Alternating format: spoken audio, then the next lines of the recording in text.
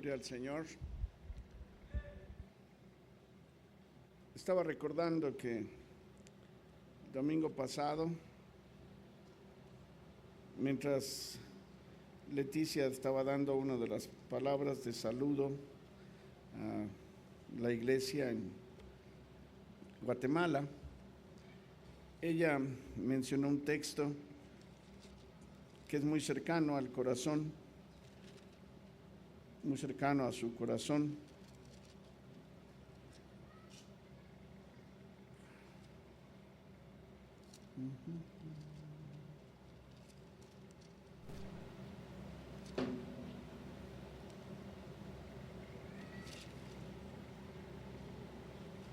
En Isaías, en el capítulo 66, en el versículo 1, ella habló del versículo donde dice: Jehová dijo así: el cielo es mi solio y la tierra estrado de mis pies. ¿Dónde está la casa que me habréis de edificar? ¿Y dónde este lugar de mi reposo? Mi mano hizo todas estas cosas, y así todas estas cosas fueron, dice Jehová. Mas a aquel miraré que es pobre y humilde de espíritu, y que tiembla mi palabra. El que sacrifica buey como si matase un hombre, el que sacrifica ovejas como si degollase un perro, el que ofrece presente como si ofreciere sangre de puerco, el que ofrece perfume como si bendijese a un ídolo. Y pues escogieron sus caminos, y su alma amó sus abominaciones.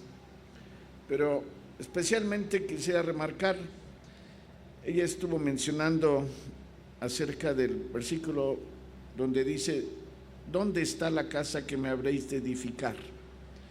¿Y dónde el lugar de mi reposo? Y lo estuve recordando, hermanos, en manera especial, porque antes de ministrar la palabra, yo quisiera animar a la iglesia como iglesia y a los diferentes que están aquí, a que su vida se vuelva una parte completa, el tener tiempos largos adorando en la presencia de Dios. Leticia mencionó eso, entre otras cosas, porque habló de la importancia que tiene el cantar a Dios en la iglesia. Algunos piensan que eso es un simple relleno o una parte más del culto sin importancia, pero no lo es. Hemos aprendido que la iglesia tiene tres propósitos principales. Uno es el propósito de habitación, otro es el propósito de revelación y otro es el propósito de propagación. Y en el propósito de habitación, muchas veces la gente no pone énfasis, no pone interés. Muchos están motivados en el propósito de propagación, pero no en el propósito de habitación. Y realmente la iglesia del Señor ha sido levantada para que venga a ser la habitación de Dios. Vosotros sois mi templo, vosotros sois el edificio. El Señor está mencionando eso, y la manera como la iglesia se torna inicialmente un lugar de habitación para Dios es cuando canta al Señor. Bendito Dios cuando la iglesia puede tomar una situación mayor y dedicarse de corazón y con todo su ser a adorar al Señor. Eso está cumpliendo uno de los propósitos específicos de Dios por sí mismo. Nosotros debemos de entender que Dios no solo quiere fluir en una dirección, sino que tiene varias direcciones. El hecho de que ahorita ya hayamos cantado al Señor en ese tiempo, yo digo, ha cumplido ya uno de los objetivos de Dios. Gracias, hermano. Muy profundos, muy bellos, Dios ha estado con su pueblo y el hecho de que Dios esté en medio de nosotros es excepcionalmente importante. En esta mañana yo simplemente mencioné cuál fue la razón por la que tuvimos cultos en la iglesia cuando muchos suspendieron. Una de las razones es esta: ¿dónde está la casa que me edificaréis? ¿Y dónde el lugar de mi reposo? Qué bueno cuando el pueblo puede dar reposo a Dios, no solo cuando el pueblo puede tomar reposo de Dios, sino cuando el pueblo forma una casa, un lugar donde Dios puede llegar y reposar, un lugar donde Dios puede estar. Gracias al Señor por eso. Bien, así es que si no tomamos tanto tiempo en la palabra, no se sientan frustrados. Dios realmente ha estado fluyendo y bendiciendo a muchos, y en medida que en tu vida tú seas un lugar donde Dios pueda morar, entonces tú vas a ver tu vida cristiana ser transformada en una manera especial. Muy bien, en esta mañana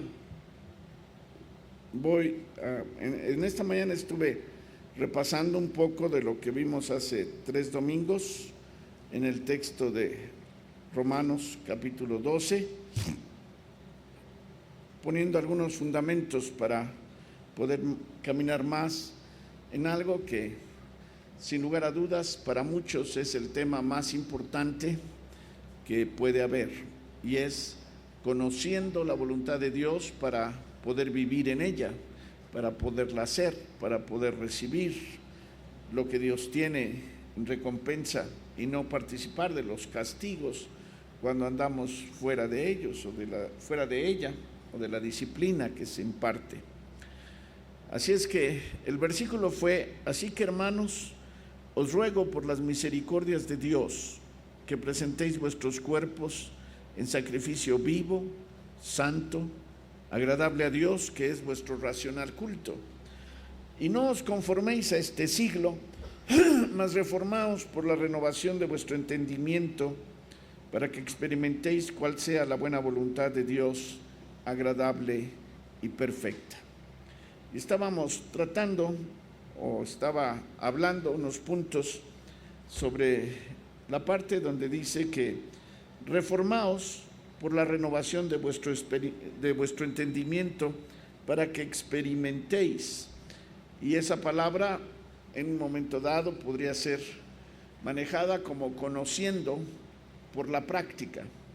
Hay veces que nosotros conocemos por una situación especial, inspiracional, la obra del Espíritu Santo revelando en nuestras vidas, pero lo que nosotros miramos de parte de Dios es que Él quiere que nosotros experimentemos, practiquemos, recibamos cuál sea la buena voluntad agradable y perfecta de Dios.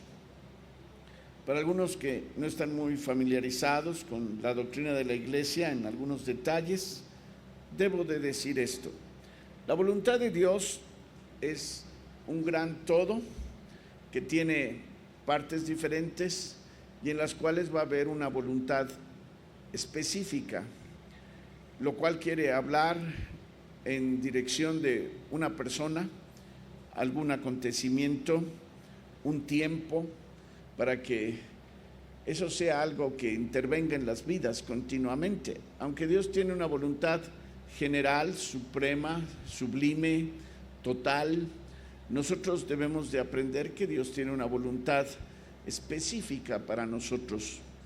Entonces, en esta mañana empezamos a decir algunas cosas acerca de renovad vuestro entendimiento. Dijimos que para colocarnos o ponernos en la posición de recibir la voluntad de Dios en nuestra vida, primero deberíamos de aprender a ser diferentes al mundo, rechazar la forma del mundo, rechazar lo que el mundo da por voluntad de Dios.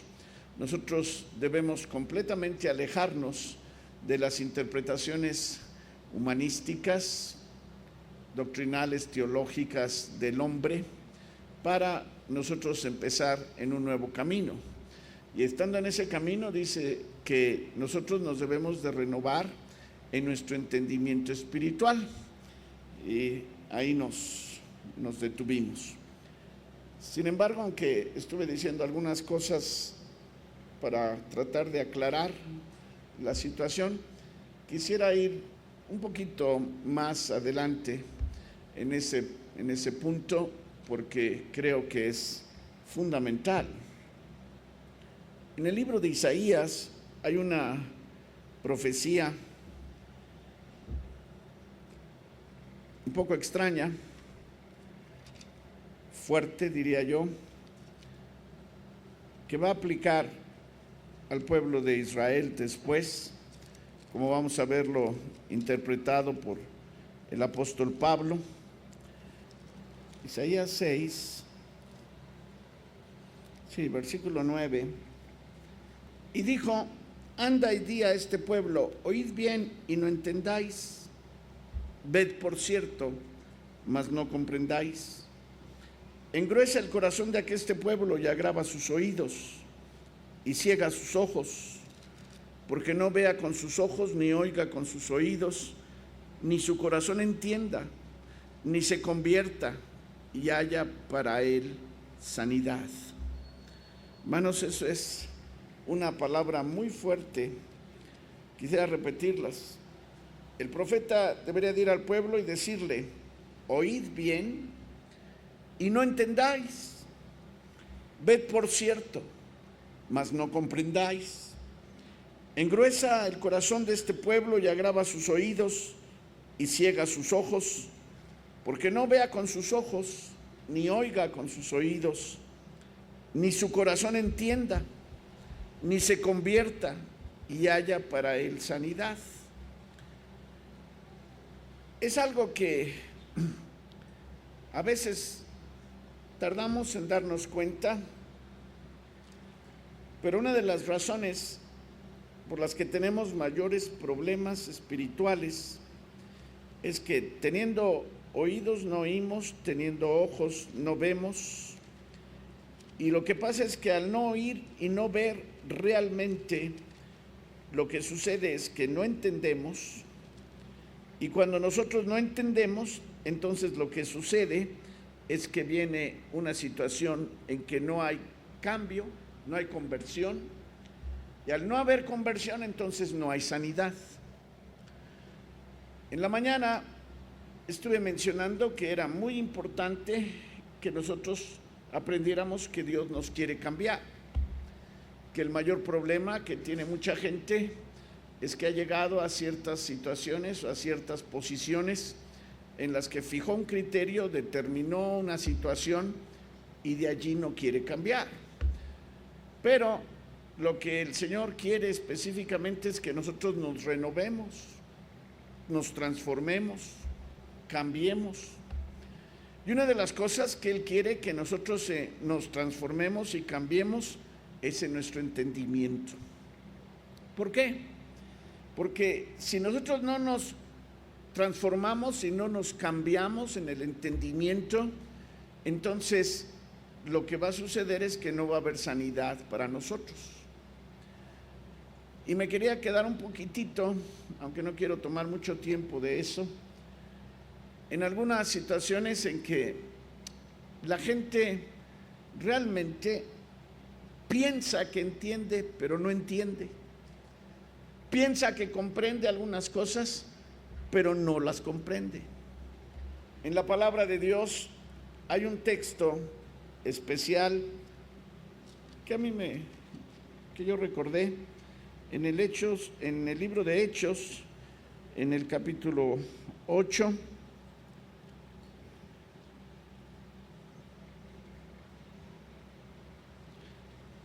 Felipe es enviado a hablar con el eunuco.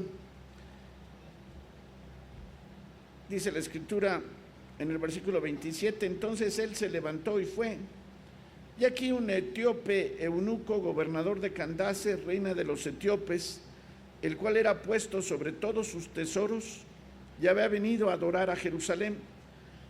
se volvía sentado en su carro y leyendo el profeta Isaías.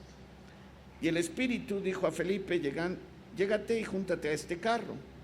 Y acudiendo Felipe, le oyó que leía el profeta Isaías y dijo: ¿mas entiendes lo que lees? Y él dijo: ¿y cómo podré si alguno no me enseñare? Aleluya. El Espíritu dijo a Felipe: llégate y júntate a ese carro. Ok, versículo 31, le contesta el eunuco: ¿y cómo podré si alguno no me enseñare? Y rogó a Felipe que subiese y se sentase con él, y el lugar de la escritura que leía, etcétera, etcétera. Y entonces en el versículo 35 dice: entonces Felipe, abriendo su boca y comenzando desde esta escritura, le anunció el evangelio de Jesús. Yo no sé cuántos de ustedes se sentirían quizás un poco enojados de que viniera alguien, los viera leyendo y les dijera: ¿entiendes lo que lees? Dirían: pues claro, ya pasé por la primaria. Pero dramáticamente, hermanos, yo he visto a gente que pasó por la primaria y la secundaria y la preparatoria y la universidad y tienen posgrado, y cuando les hablas el evangelio no entienden.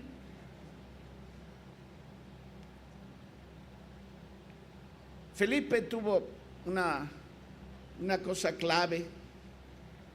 El eunuco quería saber, lo estaba demostrando, había ido a Jerusalén. Después de estar en Jerusalén, él estaba tratando de leer, tratándose de informar, pero lo que le estaba pasando al eunuco es que no entendía.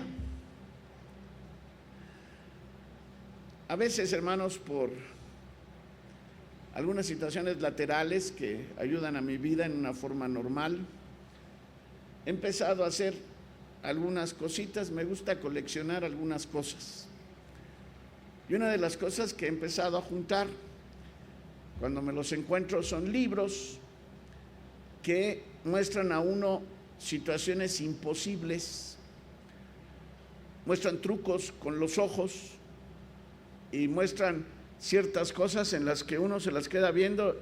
Hay uno que tengo un librito que dice figuras imposibles, y sacan unos trazos en que hay una mesa de 3 patas, y tú te la quedas viendo y dices: pero ¿cómo? Si pareciera que tiene las 4 patas, pero le ves para atrás, para adelante, y te empiezas a confundir.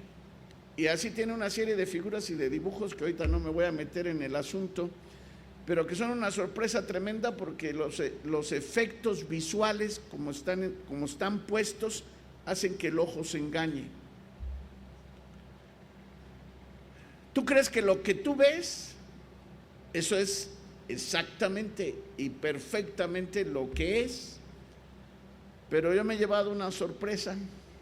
Dios ha puesto algunas gentes a mi lado,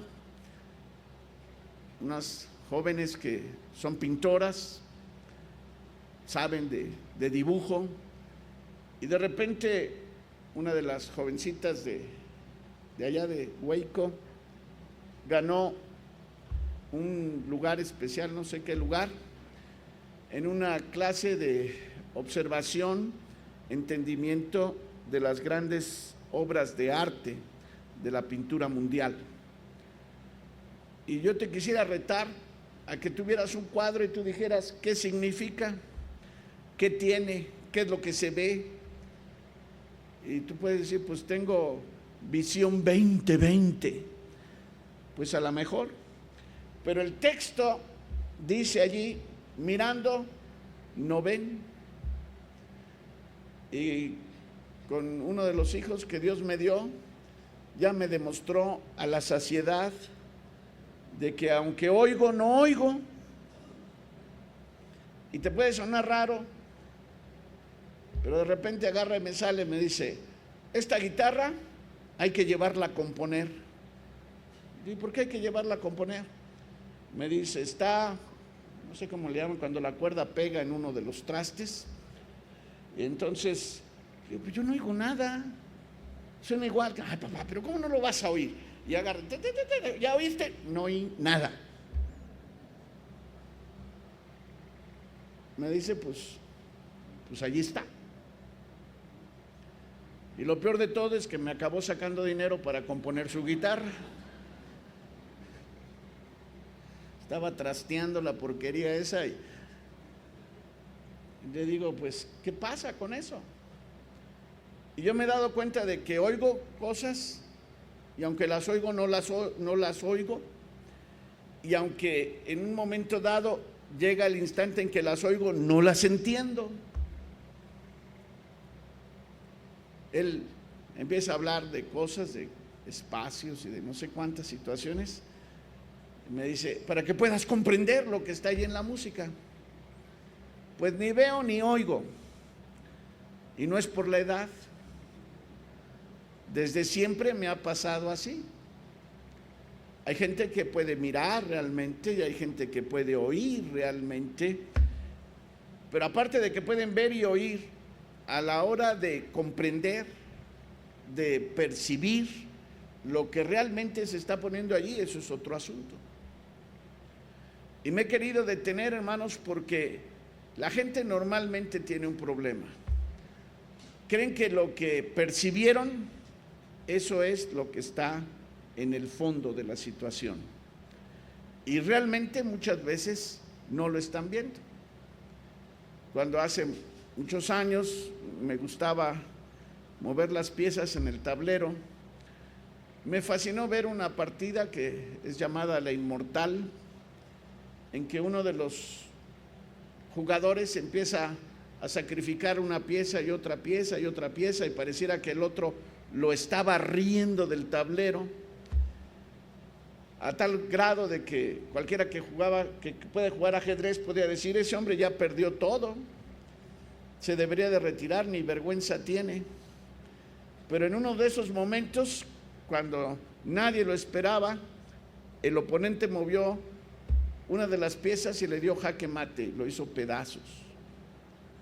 Y es considerada la inmortal porque es obvio que tenía un plan y lo empezó a desarrollar en tal manera que su enemigo no se dio cuenta. Fue totalmente engañado, iba tras la situación que aparentemente era la correcta, pero totalmente engañado, perdió la partida porque no vio lo que estaba pasando allí. Hay algo que a ti te puede parecer superficial, pero que debes de tener cuidado. La palabra de Dios dice específicamente que la ciencia, el conocimiento envanece. Y el problema de la gente que ha estudiado y el problema de la gente inteligente es que creen que ellos entienden y creen que ellos ven y creen que ellos oyen. Pero Dios trató muy fuertemente a Israel. Y entonces le dijo algo que después fue repetido por el Señor Jesucristo en Mateo, donde les pedí que pusieran, en Mateo, en el capítulo 13,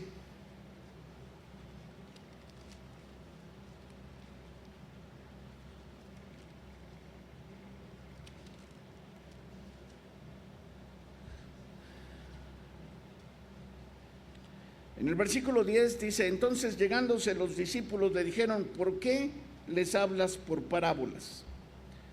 Y él respondiendo les dijo, porque a vosotros es concedido saber, noten, los misterios del reino de los cielos, mas a ellos no es concedido. Así es que hay un momento específico que saber la voluntad de Dios no es materia de raciocinio, ni es materia de conocimiento, es asunto de concesión divina. Y dice ahí, porque a cualquiera que tiene se le dará y tendrá más, pero al que no tiene, aún lo que tiene le será quitado. Por esto les hablo por parábolas, porque viendo no ven, y oyendo no oyen ni entienden. De manera que se cumplen ellos lo del profeta, la profecía de Isaías, que dice, de oído oiréis y no entenderéis, y viendo veréis y no miraréis. Y entonces va a explicar, dice, porque el corazón de este pueblo está engrosado, y de los oídos oyen pesadamente, y de sus ojos guiñan, para que no vean de los ojos y oigan de los oídos, y del corazón entiendan y noten lo que dice, y se conviertan, y yo los sane. Cuando no puedes ver, empiezas a hacer guiños con los ojos. Cuando no puedes oír, entonces empiezas a buscar manera de poderlo hacer. Pero realmente, cuando en un momento dado tienes la capacidad de ver y de oír, entonces eso te cambia, te transforma. Y entonces ese cambio lo que va a producir es una sanidad de parte de Dios. Te lo quiero mencionar porque yo estoy seguro que hay gente que, aunque pide que oren porque lo sanen, no entienden y no van a sanar. Y hay gente que en un momento dado está queriendo decir, es que yo estoy haciendo lo correcto, es que no han entendido, son como el eunuco, han leído la Biblia y no entienden. Y no me estoy refiriendo solo al nivel de mente, sino me estoy refiriendo a la situación de entendimiento espiritual que debe de tener la palabra de Dios.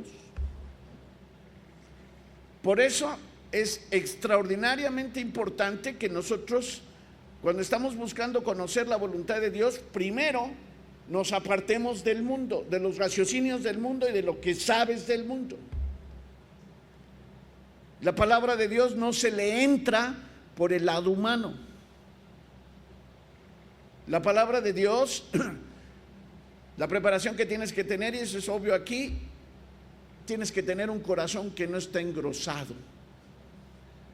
Es un corazón que no tiene grasa, sino es un corazón que está limpio, que es puro músculo.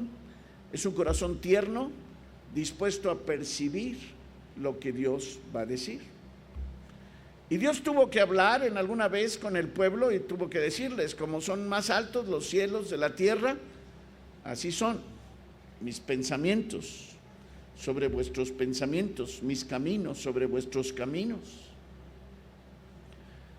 Entonces, antes de seguir, aunque yo no me quería detener, sí quiero decir, en Efesios, en el capítulo 1, Dios va a hablar del misterio de su voluntad. Realmente, mientras tú no trates la voluntad de Dios como un misterio para la gente humana, para la gente que ha caído en pecado, para la gente que no está caminando con el Señor, para la gente que no ha cortado su orgullo, indudablemente el eunuco era una gente muy importante en su país. Era un representante de la reina de ese país. Y como que fue un poquito agresivo de parte de Felipe decirle, ¿entiendes lo que lees? Pero Felipe se volteó en una manera muy tranquila y dijo, ¿y cómo voy a entender si alguien no me enseñare? Una de las cosas cruciales y vitales para conocer la voluntad de Dios es ser humilde, muy humilde. Y es pedir que Él tenga concesión sobre nuestra vida, nos dé la concesión de poderlo entender. Yo no sé qué haya pasado en tu vida, pero para mí fue una disciplina muy, muy interesante. Por la misericordia de Dios, la escuela siempre fue súper fácil para mí, hasta que en un periodo de la vida entré a una clase que daba uno de los físicos mejores de ese tiempo de México, y para mí fue muy, primero extraño y luego muy humillante verlo enfrente hablando, diciendo un montón de cosas en perfecto español, y aunque decía un montón de cosas en perfecto español, yo no entendía nada de lo que decía. Aunque me fijara, no entendía lo que decía.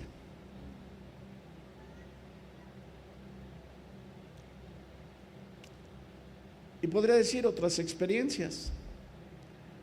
En la palabra de Dios, yo no sé cuántos de ustedes hayan llegado a pasajes diversos pero muchas veces, y aún en este tiempo, he abierto la Escritura, la leo, sé que he pasado por ahí muchas veces, pero de todas maneras en mi corazón le digo, Señor, ¿y esto qué quiere decir?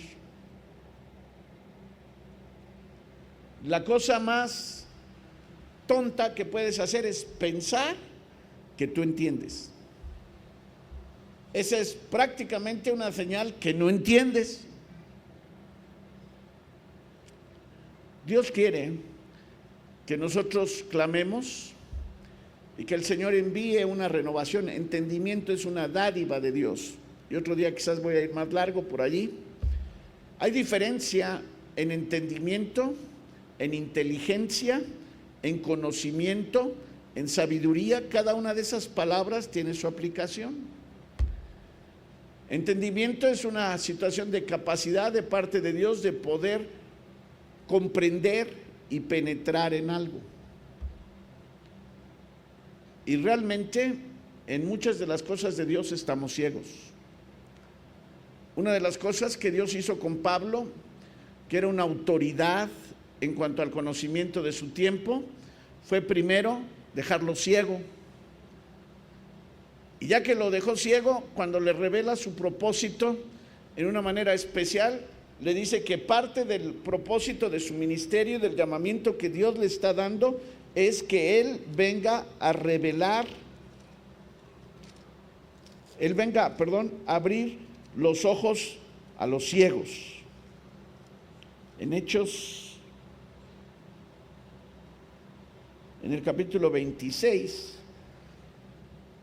cuando el Señor le habla, le dice, yo soy Jesús a quien tú persigues.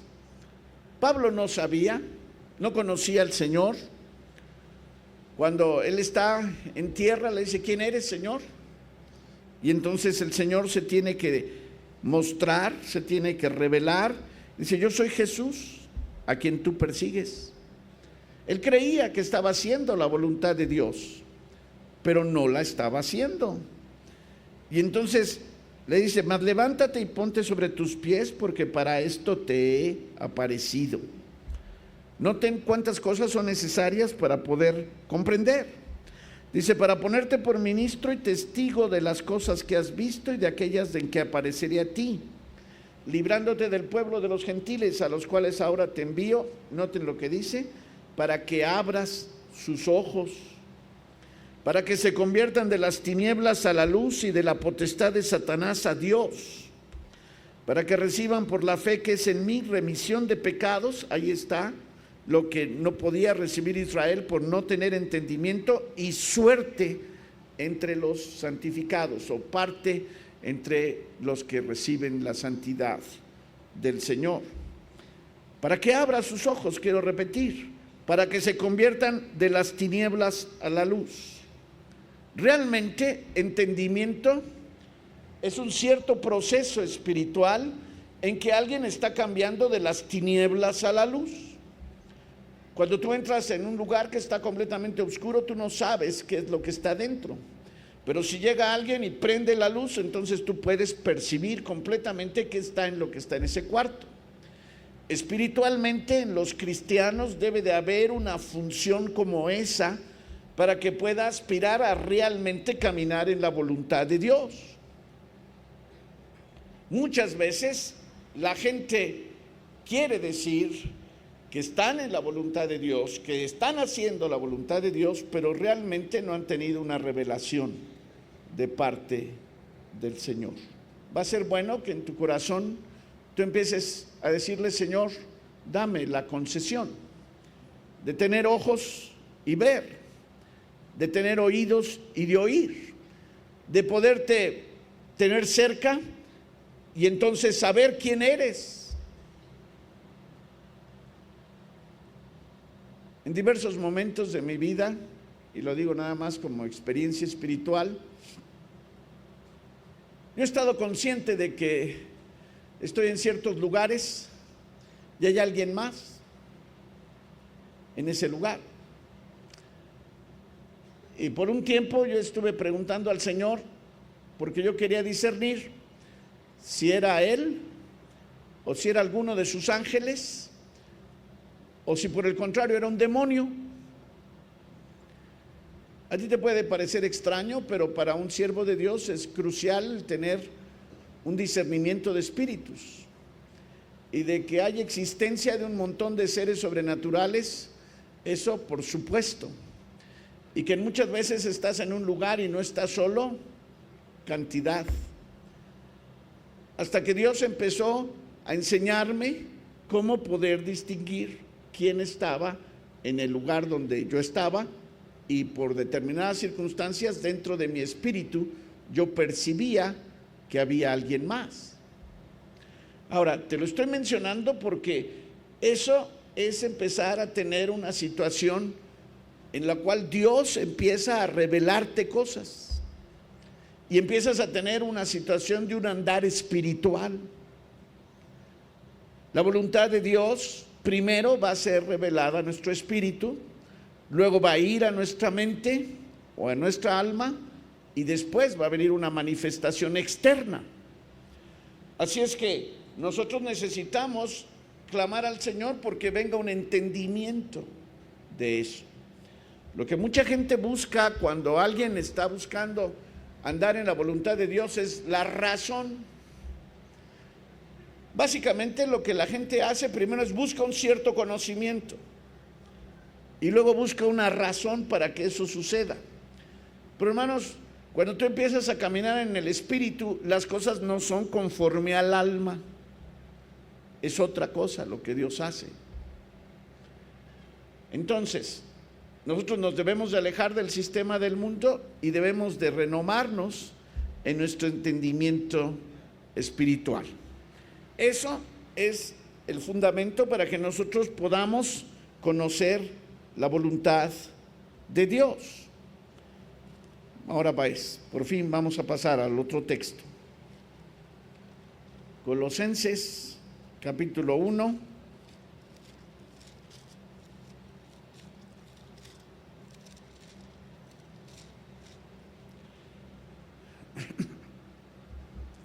Versículo 9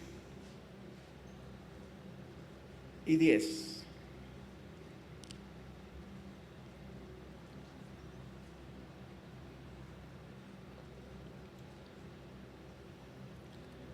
Por lo cual también nosotros, desde el día que lo oímos, no cesamos de orar por vosotros y de pedir que seáis llenos del conocimiento de su voluntad. Ese es uno. En toda sabiduría y espiritual inteligencia, para que andéis como es digno del Señor, agradándole en todo, fructificando en toda buena obra y creciendo en el conocimiento de Dios. Eso es 2. Corroborados de toda fortaleza conforme a la potencia de su gloria. Eso es 3. Para toda tolerancia y largura de ánimo con gozo. Eso es 4. Yendo poco a poco, nosotros vemos a Pablo orando, pidiendo que los colosenses sean llenos del conocimiento de su voluntad. La manera como el apóstol está sugiriendo, y no solo sugiriendo, sino practicando, es que él está orando para que los colosenses sean llenos del conocimiento de su voluntad. Y yo quisiera decir aquí, nosotros debiéramos de aspirar en todo detalle de nuestra vida. Los colosenses eran cristianos como tú y como yo, para ser llenos del conocimiento de su voluntad. Dios tiene diversas etapas, diversas situaciones que tienen que ver con la voluntad de Dios para la humanidad, que tienen que ver con la voluntad de Dios para las naciones, que tienen que ver con la voluntad de Dios para diferentes grupos raciales, que tienen que ver con la voluntad de Dios específicamente para diferentes estados, que tiene que ver con las familias, que tiene que ver con los individuos, que tiene que ver con las iglesias, con la iglesia universal, con la iglesia local. Y en medida que nosotros nos peguemos al Señor, nosotros debemos de ser llenos del conocimiento de su voluntad. Y en terreno práctico, una de las cosas que quiero es hablar a tu corazón para que tú empieces a orar. Realmente lo que tú estás viviendo y lo que tú sabes es la voluntad de Dios.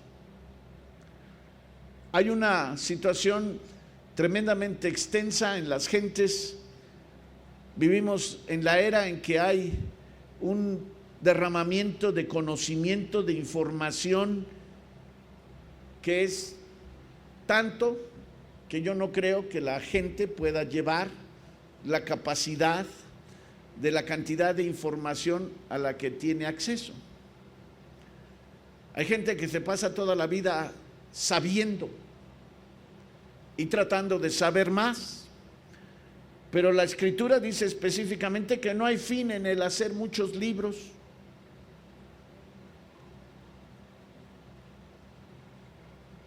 El salmista va a decir: a toda perfección he visto fin. Dice: ¿quién la alcanzará? Tienes que darte cuenta que hay algo que Dios quiere que seas lleno.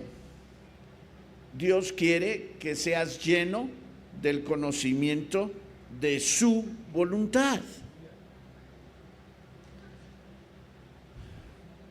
Cada mañana debiera de ser una oración profunda en tu corazón, decirle: Señor, ¿cuál es tu voluntad en este día? Cada situación de decisión deberías declamar: Señor, ¿cuál es tu voluntad? En ese momento, cuando tú estés orando y cuando estés esperando que Dios se manifieste como luz, revelando, ayudándote a percibir, entonces tú vas a empezar a caminar. ¿Qué es lo que nosotros podemos notar en lo que estamos leyendo? Primero, Pablo quiere que tengas conocimiento de su voluntad. Evidentemente, si nosotros queremos vivir y hacer la voluntad de Dios, lo primero que tiene que pasar es que tenemos que conocerla. No quisiera gastar mucho tiempo en cosas elementales porque hay mucho camino que cubrir, pero una de las cosas que aprendí trabajando en el mundo secular es que la relación jefe-empleado o ayudante o obrero, o como le quieran poner, tiene que tener algo muy, muy importante. Las órdenes, las instrucciones del jefe deben de ser correctamente comunicadas y a la vez deben de ser correctamente comprendidas por aquellos que están bajo la dirección de alguien o bajo la autoridad de alguien. Tanto como empleado como jefe de algunas cosas, me he dado cuenta que es terriblemente grande la fuente de problemas cuando que los que están bajo órdenes no entienden lo que les fue pedido. Tú puedes decir lo que quieras, pero en mi vida práctica, diferentes ocasiones malentendí lo que mis jefes querían que yo hiciera. Y cuando no comprendí lo que ellos querían que yo hiciera y yo hice lo que yo entendí, cuando los jefes vinieron y revisaron lo que yo había hecho, evidentemente hubo problemas. Y yo quiero mencionarte, es extraordinariamente importante que tú entiendas y sepas qué es lo que el Señor quiere.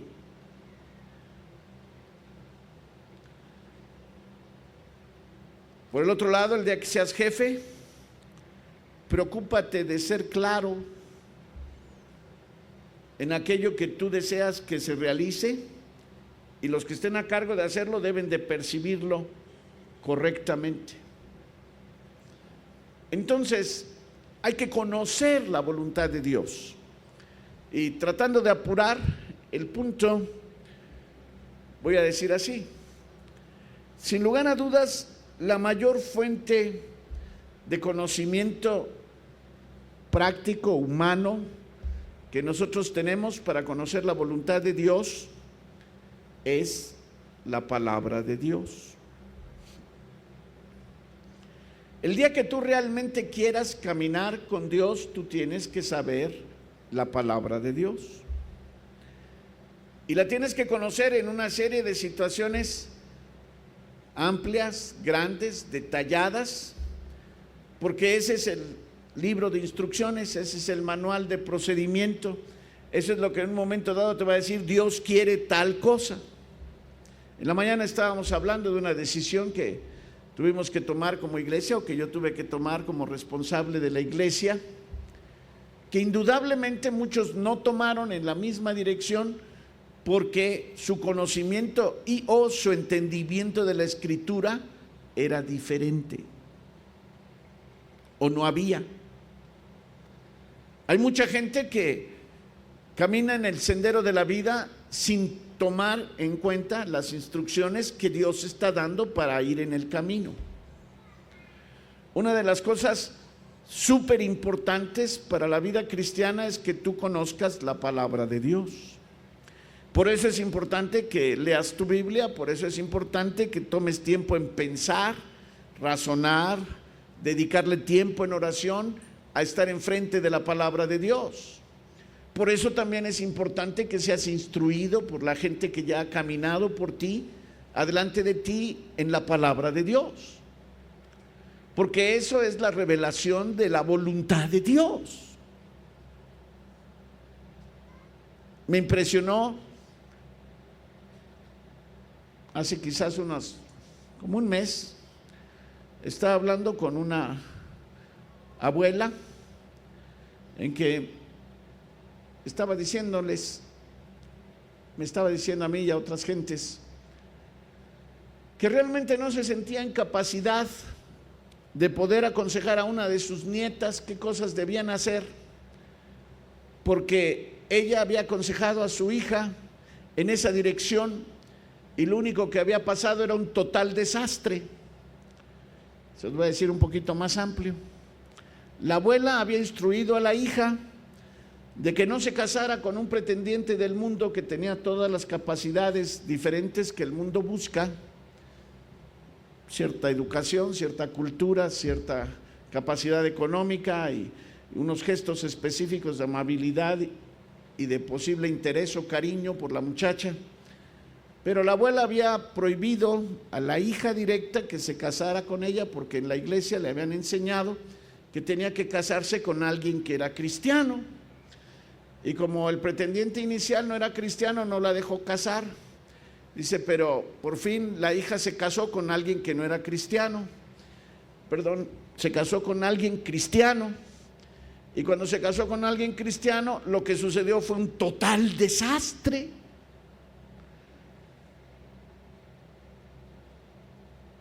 Y luego me dijo la abuela, es que no solo fue total desastre en el caso de mi hija, sino que yo conozco un montón de hogares en que ellos, siendo cristianos, han sido un total desastre. Pero en la iglesia me han enseñado que no queda de otra alternativa más que los cristianos se tienen que casar con cristianos. Dice, por eso ahora a mi nieta, y entonces empezó a describir el nuevo pretendiente. En síntesis dijo, yo no le puedo obligar ni decir que se case con alguien cristiano, ni obligarla a eso, porque pues fue una total derrota. Y los cristianos actuaron peor que los impíos. Y el resultado fue mucho más triste. Así es que a mi nieta ahora la estoy enseñando cómo debe de actuar y de escoger y de seleccionar para poder vivir una vida más o menos adecuada. Suena interesante, ¿no? Y quise decirlo porque sé que puede ser el problema de muchas gentes.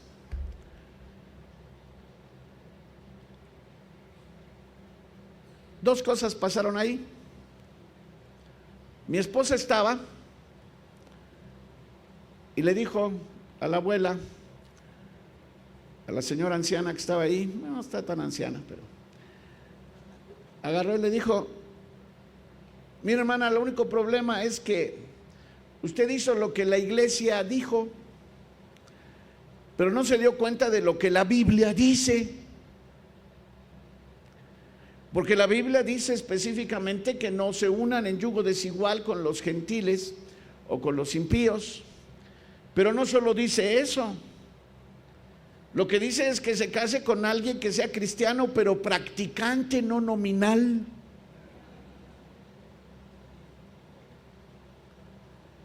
Si tú te casas con alguien que es un cristiano nominal, no estoy diciendo denominacional, aunque casi es lo mismo, pero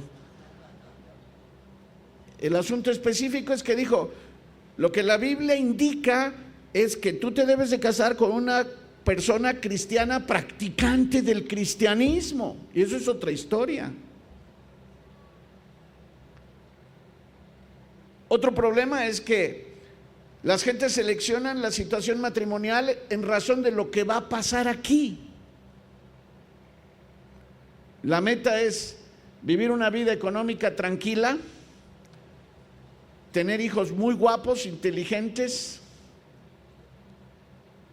no pelearse más que una vez al mes, sin que llegue la sangre al río y ahí la llevan.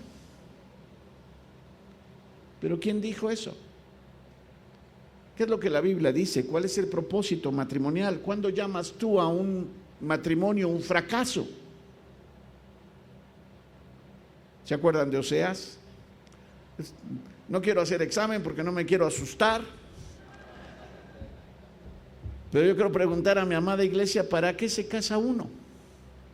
¿Por qué se casa uno? ¿Quién fue por allá? Así es. Oseas dice: y te desposaré conmigo en gracia, en misericordia, en miseraciones. Te desposaré conmigo en fe. Y luego dice: y conocerás a Jehová. Siento decírtelo, matrimonio no es inicialmente para que tengas libertinaje sexual, no es para que se perpetúe tu dinastía como asunto inicial. Sobre todas las cosas, matrimonio es una institución para complementar tu vida y bendecirte de una forma personal, pero para que junto con tu pareja conozcas a Dios. Entonces lo que pasa es que las mamás están desesperadas porque los tamales se les están quedando en la olla y los quieren rematar. Llévenselos ya.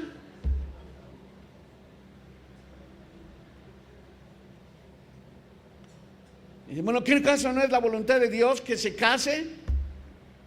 Yo me acuerdo de una profecía, hermanos, en la manada pequeña, un hermano que él es un hombre que Dios ha usado mucho en las situaciones proféticas.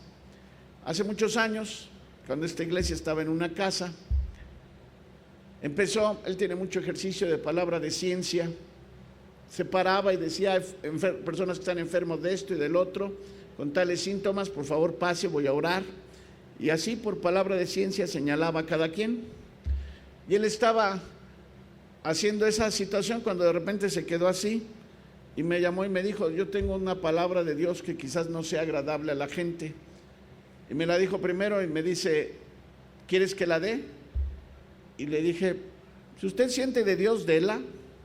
La gente verá si la recibe o no la recibe y sobre todo Dios confirmará si es de Él o no es de Él. ¿Y saben qué se paró a decir el hermano Herzog? Se puso en pie y dijo: Dios me ha revelado que en este lugar hay gentes específicas que no se van a casar.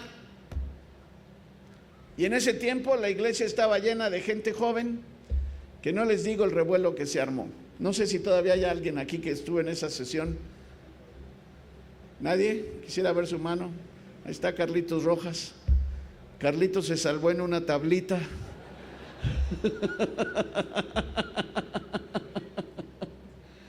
Yo me acuerdo mucho, hermanos, porque acabando la situación específica de la palabra del hermano y acabando el culto, se me dejaron venir todos y me dijeron: hermano, nosotros queremos que juzgue esa palabra. Y yo les dije: ¿por qué quieren que juzgue yo esa palabra? Porque eso está en contra de la Biblia, me dijeron.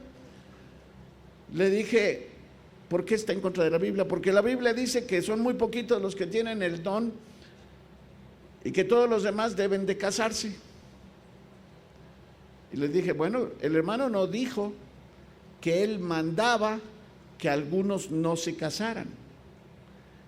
Él dijo que él tenía entendimiento y una palabra de ciencia que de los que estaban allí, varios no se iban a casar. Y yo conozco a varias que se quedaron hasta ahorita, al menos de que pase un milagro.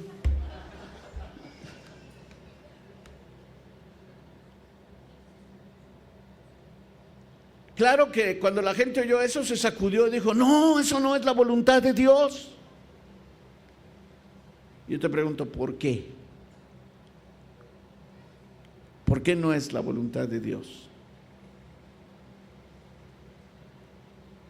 La verdad es que la gran mayoría de gentes no conocen cuál es la voluntad específica de Dios. La gran mayoría, aún de cristianos, no saben realmente si algo es de Dios o no es de Dios.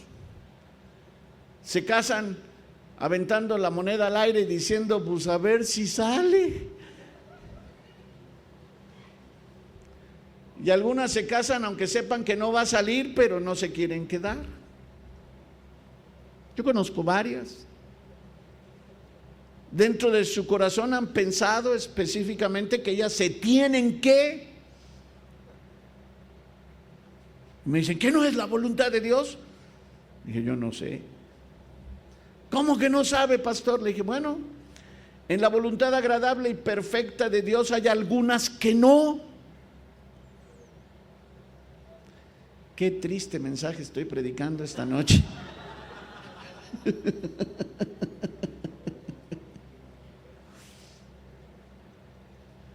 Algunos otros piensan: bueno, es que yo voy a poner un negocio y me tiene que ir bien. Muchos han puesto negocios para su desgracia,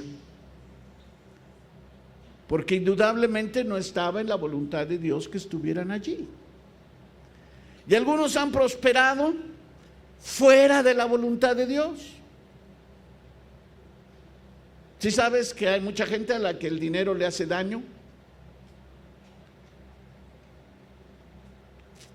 Tú vas a empezar a pensar como una vez mis compañeros, estábamos en un examen en la Facultad de Ingeniería y un anciano venerable, un maestro venerable, buena persona, uno de los decanos de la facultad, nos vio que estábamos sufriendo ahí con el examen, ya no podíamos y casi llorábamos.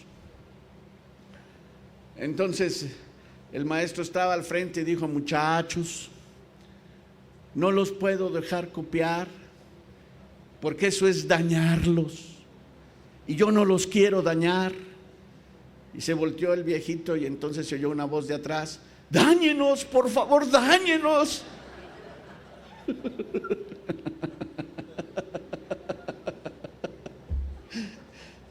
Así está toda la gente con el dinero. El dinero no es para todos, pero mientras averiguamos, a mí mándame un poquito, Señor, o un muchote. David no oró así. David oró: Señor, no me des tanto que me olvide de ti, ni me des tan poco que robe y te maldiga. A ver, quiero ver realmente la mano de los que me digan: quiero orar diciéndole: Señor, no me des mucho. Estoy hablando de dinerito, dinerito. Hay 2, 3, 4 valientes. Gloria al Señor. Le vayas a hacer como uno me dijo. Dice: yo de todas maneras ni tengo. Así es que...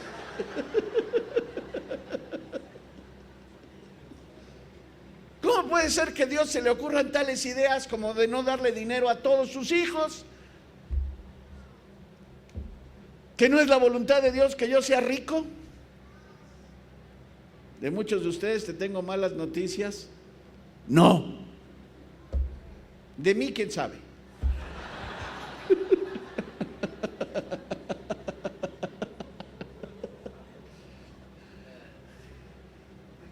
¿Te imaginas? Feo y sin dinero.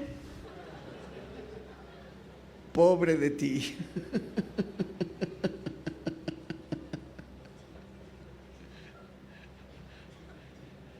Pero qué terrible saber, hermanos, hay muchos que Dios los escogió feos y sin dinero, y esa es su voluntad agradable y perfecta.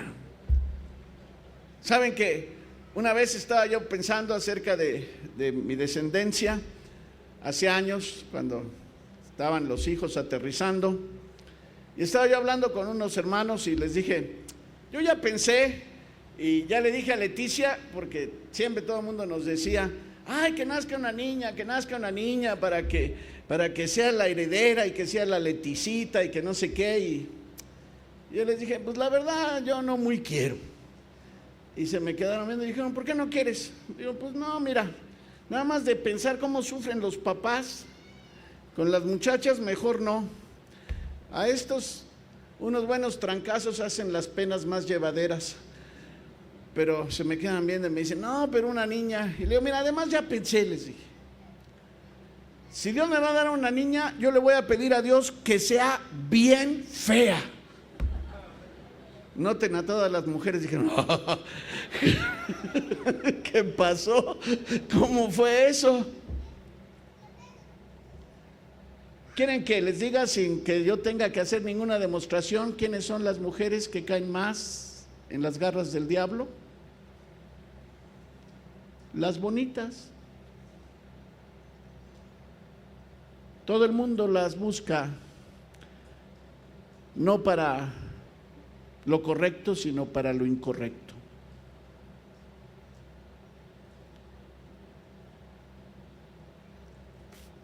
¿Y tú que gastas tanto dinero pensando que te debes de embellecer para cumplir la voluntad de Dios? Cuando yo acabé de decirle eso, de los hermanos que estaban allí se me quedaron viendo y me dijeron, pues pastor, tu hija va a ser muy santa, pero te va a odiar.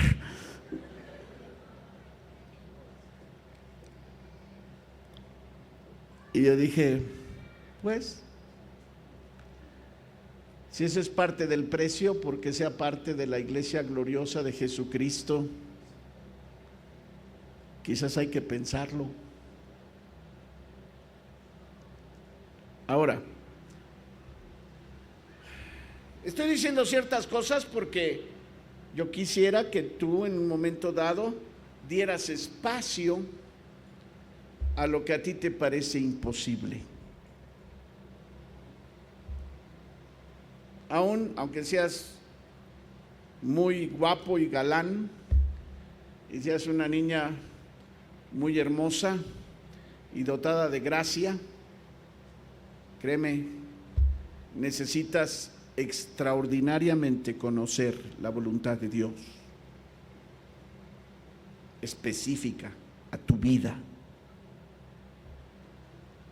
Lo único que pasa es que los jóvenes tienen metidos en la cabeza, todas se casan, pues yo también. No ven otra alternativa, no ven otro camino, no ven otra situación. Piensan que eso tiene que ser así. ¿Y quién te dijo? Y los hombres por la misma dirección. Entonces, necesitas orar para decirle, Señor, ¿es tu voluntad? Necesitas tener un conocimiento. Evidentemente, ya ni les puedo contar cuántas cosas, pero una vez una muchacha vino, una muchacha ya medio, bueno, ni tanto, a la mitad. Estaba a la mitad del camino y cuando estaba a la mitad del camino vino y me dijo, nah, y me contó toda su historia, un drama. Y cuando me contó todo su drama, me dijo, y me quiero divorciar. Pero me lo dijo así como enojada, como amenazándome, y cuando yo oí eso me volteé y le dije, ajá. Y me dice, ¿qué piensa, pastor? pues nada más pienso que te consigas un buen abogado y divórciate. Y se me queda viendo y me dijo, ¿es en serio, pastor? Me quiero divorciar en serio. Y le digo, pues ya era hora. Le digo, ¿está bien? Y se me queda viendo y me dice, ¿cómo así? Y le digo, pues tienes que llegar al conocimiento de que hay mujeres que han hecho una mala decisión, escogieron una mala persona, cometieron un error, están destrozando su vida. Divórciate. Por ti y por tus hijos, divórciate. Hay veces que cometes un error. Esa muchacha realmente estaba enferma, no solo estaba en problemas, sino que estaba enferma, sus hijos también. La cosa iba en un sendero de destrucción terrible. Yo le dije, tienes que darte cuenta en un momento que hiciste una mala decisión, que tienes responsabilidad en ello y que sobre la situación matrimonial está la vida. No por tener un magnífico matrimonio vas a sacrificar a tus hijos y tu vida misma. Claro, el corazón religioso dice, pero es que no, yo voy a sufrir. Bueno, a mí me enseñaron las gentes de mi familia, que eran del sureste, en cuanto al café, decían, el que lo tostó, que lo muela. Eso es lo que tú escogiste, eso es lo que tú quieres, entonces lleva las consecuencias. Pero en buenos términos, no molestes, ni murmures, ni te quejes. Esa es tu decisión. Lo que prevaleció allí fue tu voluntad sobre la voluntad divina. Y no trates de tener actos heroicos, espirituales, para tratar de justificar que fue tu voluntad la que te metió en el problema. La primera cosa, pues, es el conocimiento de su voluntad. Dice el apóstol, por lo cual también nosotros desde el día que lo oímos no cesamos de orar por vosotros y de pedir de que seáis llenos del conocimiento de su voluntad. Yo creo que todos sentimos la importancia de eso y quiero caminar un poquito. No se queda allí, sino que dice, en toda sabiduría y espiritual inteligencia, para que andéis como es digno del Señor, agradándole en todo, fructificando en toda buena obra y creciendo en el conocimiento de Dios. Yo digo que hasta el que seáis llenos del conocimiento de su voluntad es número 1, lo que acabo de leer es número 2. El número 1 habla del qué o de cuál es la voluntad de Dios. Pero el apóstol hace una mención más. No solo es importante que conozcas la voluntad de Dios, sino que tengas sabiduría, que tengas espiritual inteligencia, andes o practiques con la dignidad del Señor, y el chiste de andar en su voluntad es agradándole en todo, fructificando en toda buena obra y creciendo en el conocimiento de Dios. Vamos a tratar de decir unas cosas directas aquí. La primera parte es, ¿cuál es la voluntad de Dios? La segunda parte es, ¿cómo vamos a andar en la voluntad de Dios? La primera parte tiene que ver con ciencia, la segunda parte tiene que ver con sabiduría e inteligencia. Es extremadamente importante que sepas que la voluntad de Dios no solo abarca el que algo suceda o el que algo pase o el que algo quiera el Señor, sino que la voluntad de Dios abarca cómo se va a llevar a cumplimiento. Muchos en el mundo tienen esta filosofía: el fin justifica los medios. La meta justifica la metodología. Pero no es así en la Escritura, hermanos. En la Escritura, la palabra de Dios dice: nada podemos contra la verdad, sino por la verdad. La palabra de Dios dice específicamente: bienaventurado aquel que no se condena con lo que aprueba. Y aquí sí quisiera subrayarte algo que es fundamental y crucial a nosotros como iglesia local. Orden divino es hacer la voluntad de Dios a la manera de Dios.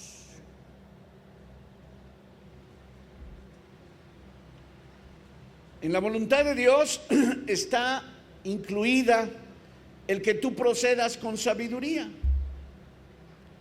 En la antigüedad hubo algunos que pensaron que había que imponer el cristianismo y para eso hicieron las cruzadas, sacaron una espada y había que matar a todos los enemigos, había que conquistar Jerusalén porque la Biblia decía que en algún momento dado otra vez Israel gobernaría desde Jerusalén y había que conquistarlo porque Dios había dicho. Hermano, eso es absurdo.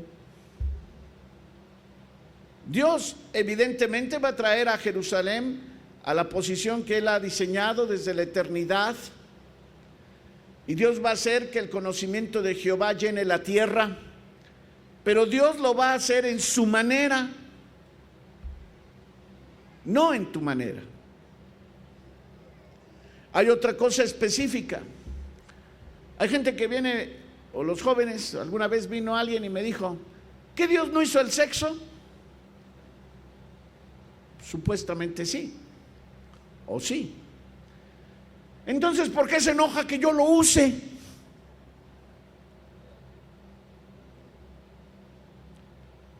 Yo te diré cómo contestas a eso.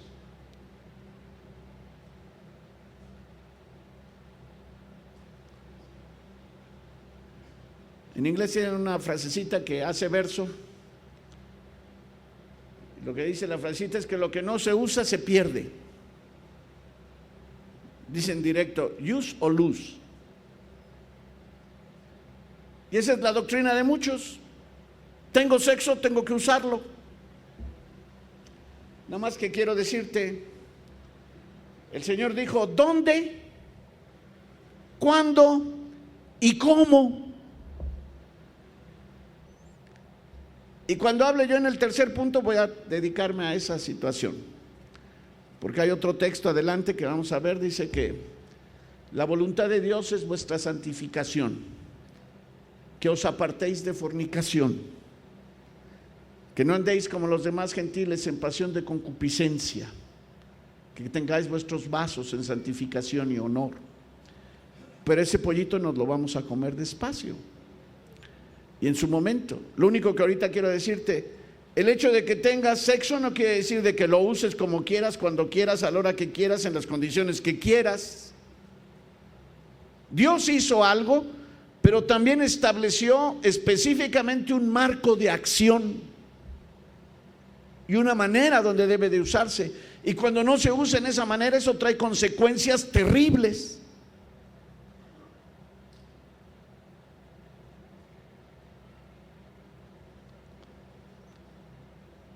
Yo no sé si ustedes saben, pero ahorita en Estados Unidos, hace como un mes, entró un hombre con una pistola, simplemente se paró enfrente del predicador y tras lo balaceó y lo mató. Y de eso hicieron un escándalo grande, pero ahorita no me interesa la página roja. Lo que me interesa es que en respuesta de eso, otro pastor de otra iglesia, de una iglesia muy grande, llamó y dijo: oraciones y pistolas. Esto fue el fundamento de los Estados Unidos. Pido y solicito a todos mis feligreses que traigan sus armas al culto. Además, eso ni es novedad. Hasta los meros, como los apóstoles San Pedro y San Pablo, y un día los samaritanos, no era San Pablo, San Pedro y Santiago y Juan y todos ellos, Los samaritanos los impacientaron y simplemente fueron y como estaban con su nuevo juguetito de poder, le dijeron al Señor: ¿quieres que le hagamos que le caiga un rayo del cielo? ¡Pum! No es la metodología del Señor, hermanos. No es el cómo del Señor. Dios no hace las cosas así. Pero eso debe de ser extraordinariamente fuerte para ti. Porque tú quieres cumplir la voluntad de Dios a tu manera.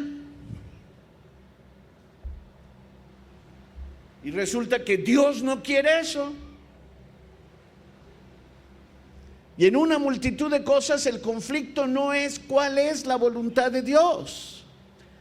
El conflicto es la manera que tú utilizas, las formas que usas para tratar de ubicarte en la voluntad de Dios.